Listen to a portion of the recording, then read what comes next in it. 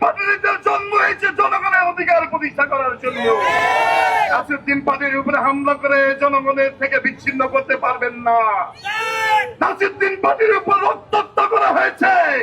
আমি বলতে চাই, আমার ভাইয়ের রক্তের প্রতিশোধ নিতে গিয়ে যদি আমাদের রক্ত উত্তেলিত হয়ে তার ভাষা হয় থ্রি রাইফেলের বুলেট, তবু আমরা পিছপা হব না। রাজপথে নেমে এসেছি ঘরে ফিরে যাওয়ার জন্য নয়। কাকে মামলার ভয় দেখান? আমরা ভয় দেখিয়ে কোনো লাভ নেই। জনগণের অধিকার প্রতিষ্ঠা করার জন্য কিন্তু 1400 ছাত্র জনতা রক্ত দিয়েছে।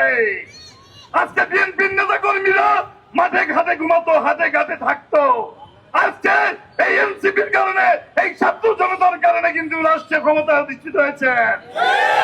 যেভাবে এই ক্ষমতা আসেন না কেন, আমরা চাই সুষ্ঠুভাবে সরকার পরিচালনা করুন।